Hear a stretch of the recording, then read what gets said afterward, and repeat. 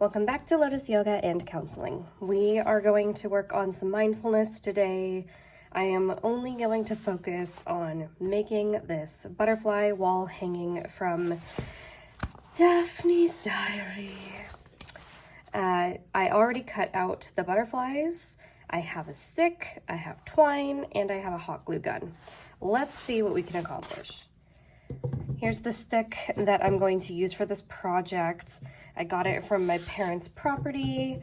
I've got this twine from, where did I go? Who cares? It doesn't matter. Scissors.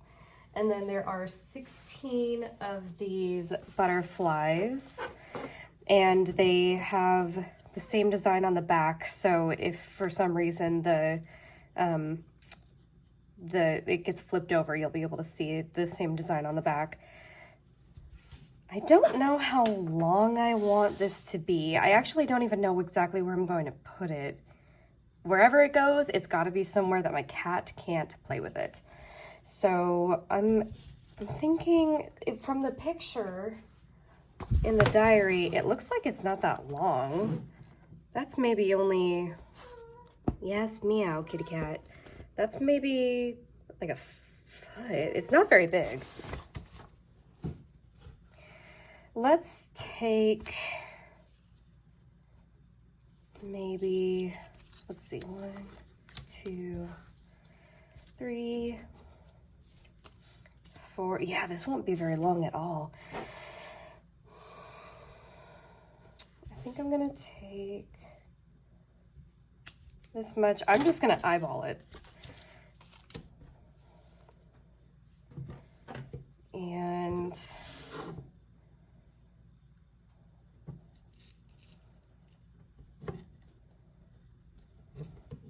we'll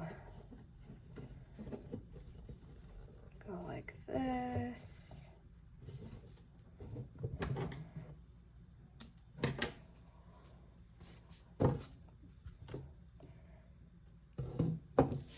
It's probably easier to cut the rest of them while, or like before I put the other butterflies on, so I'll do that real quick. I don't want them to be all exactly the same length, so I think I'll cut this one to there.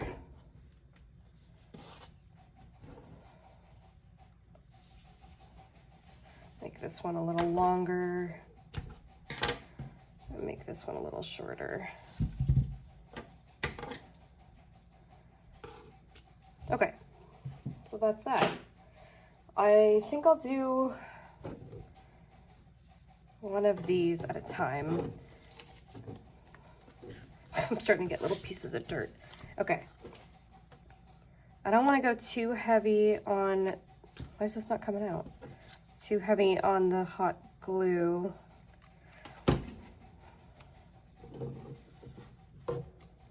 I think I'll just lay this down.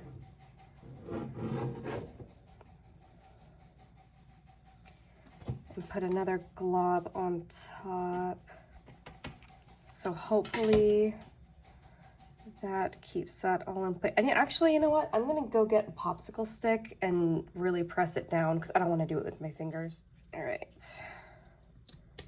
It's probably a little too late now to need to do this. Okay, that actually was not a good idea. So never mind with that. That just blah. Okay.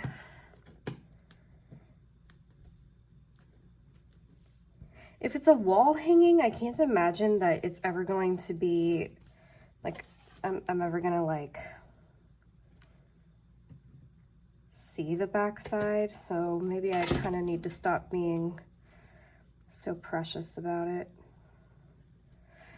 You know what? I think I am going to take something for the backside. This came from another, there we go. Something to kind of sandwich it in there, give it a little bit more likelihood that it will stay.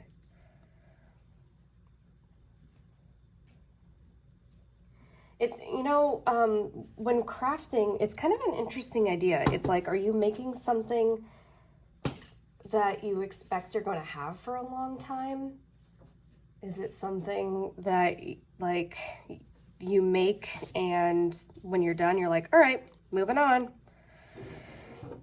Lately, I've been talking to my clients a lot about process versus content or outcome. And this is kind of one of those, this is kind of a good example where it's like, okay, I'm making this thing. I hope that it turns out well because I'm putting my time and energy and effort into it. But at the end of the day, if it's not 100% perfect and I decide to get rid of it, I can live with it. Well, and of course, we're not striving for perfection.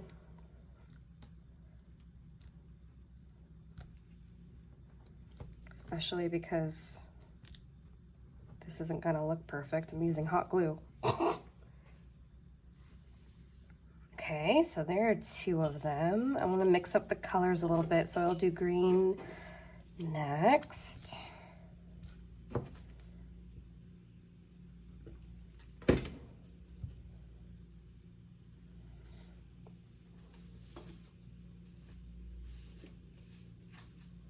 And then I am just using the pieces from the stencil that I cut out of the Daphne's diary earlier.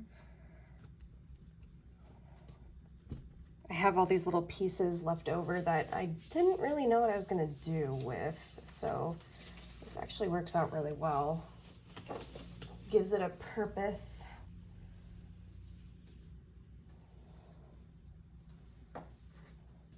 And then the last one, why don't we do,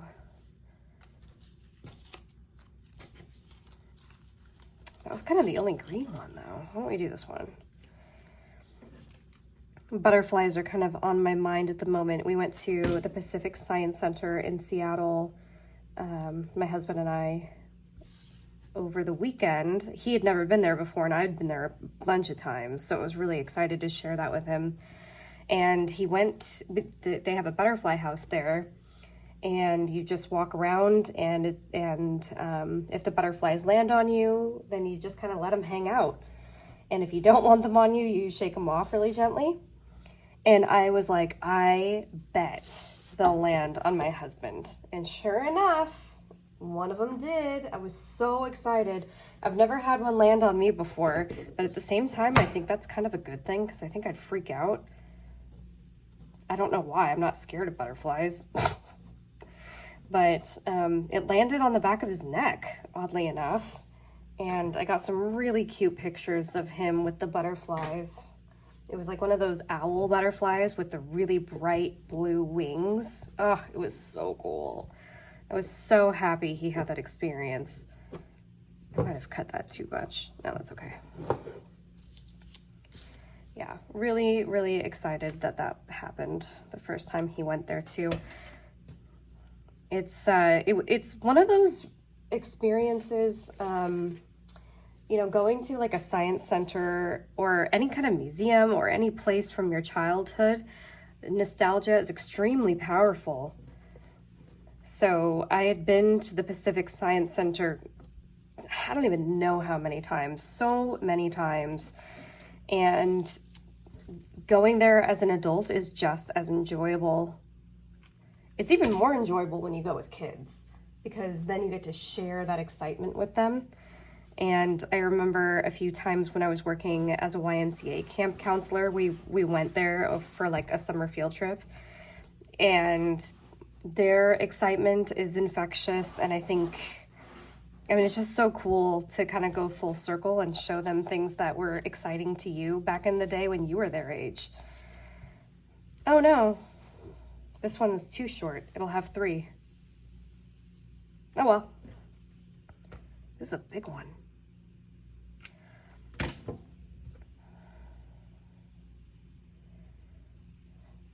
The only thing that's kind of a bummer though is they seem to be going through, I don't know if you'd call it a remodel, but they're doing a lot of work there. So like they used to have naked mole rats and they used to have like a bigger bug exhibit where you could see a full beehive, and it was like in this kind of glass case so that you had a chance to find the queen bee through the glass, and they didn't have it. So, I mean, a lot of things have changed since COVID, and I don't know if that was one of the things that had to get changed for I don't know. A lot of places that have reopened, it's like, oh, we had to get rid of such and such because of COVID. I'm like, yeah, but the naked mole rats, man. They were so cool. Dirt. Okay. I really like this one. Oh, and at the in the butterfly house, they had this little koi pond. Actually, the guy who worked there said that they weren't koi. They were like a type of, like a species of Japanese goldfish, which is really exciting because I love, I'm Japanese, and I just love anything of my culture. And I even have a koi fish tattoo. Look at, there are my girls. Ugh, this is a weird angle. There's one of them. And the guy said, put your finger in there and it'll give you a little nibble. And I was like, what? So I put my finger in the water, and sure enough, this really pretty, like, orange and black one comes up, and I was pretty surprised. He had, like, opened his mouth into this, like, perfect little circle, and he went boom, on my finger, and I actually shrieked a little bit, and I felt so bad about that. I think I freaked out this kid next to me, but I wasn't expecting the force of this, like, this goldfish bite. It wasn't a bite, it didn't draw blood, but I was just surprised. It was pretty funny. I think those goldfish had been there before, but nobody had ever said, hey, try to put your finger in there. Normally, they tell you to keep your fingers out.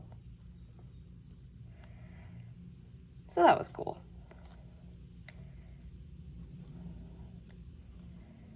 And then what else did we see while we were out?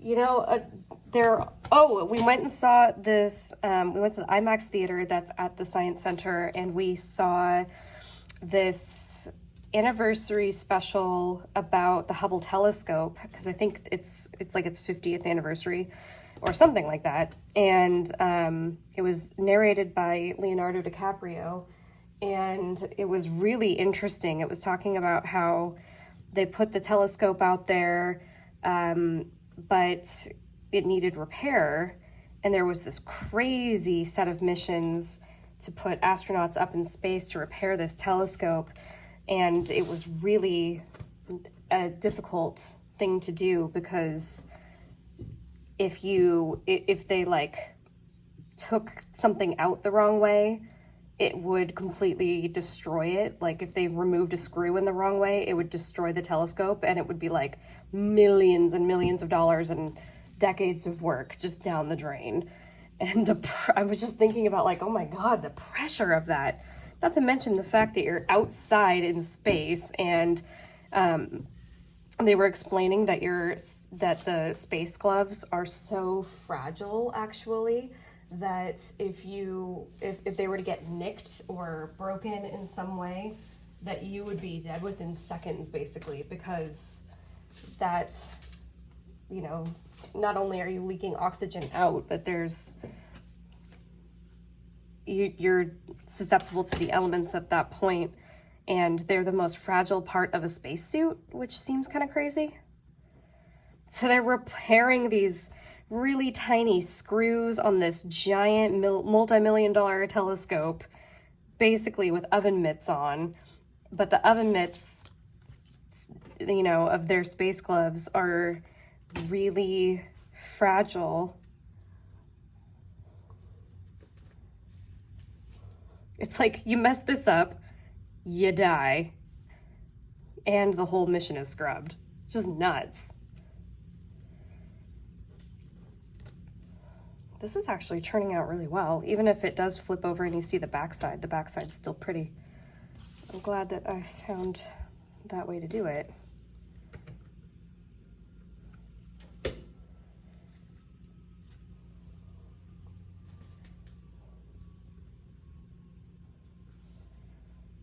Next week we're doing like a lot of space related things right now.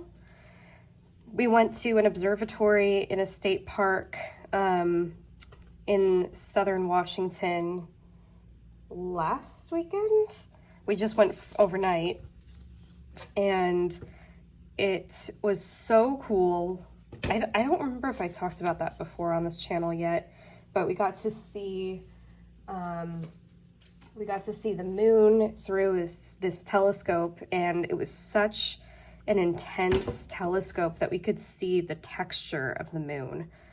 And it was honestly breathtaking. If there wasn't a line of people behind me, I think I would have taken longer to look at it.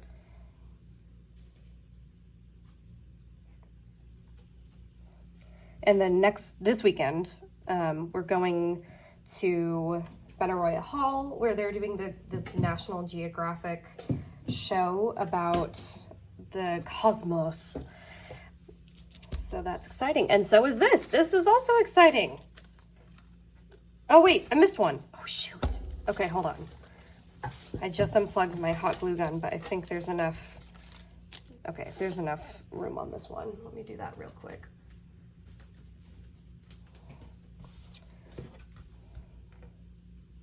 I have a feeling that my perfectionist brain is going to be annoyed that there's like 4 on all of them, except this one's going to have 5. But we're going to just learn to love it. There we go. All right, let me put it up on the wall so you can see what it looks like. Okay, so I finished it and I have put it up on the wall. Look how cute! How easy was that? Now I've got this adorable wall hanging here in what we call the guinea pig room of my house. It's where the guinea pigs live because we don't know where else to put them. So they're down there. And their cage needs cleaning, so that's what I get to do next. Anyway, I hope you enjoyed this craft. And if you did, I hope you grab a Daphne's diary and cut these out and try it for yourself. If not, super easy to make by just cutting things out into butterfly shapes. Twine, hot glue, scissors, stick. Couldn't have been simpler. Thanks so much for joining me. I'll see you next time. Bye!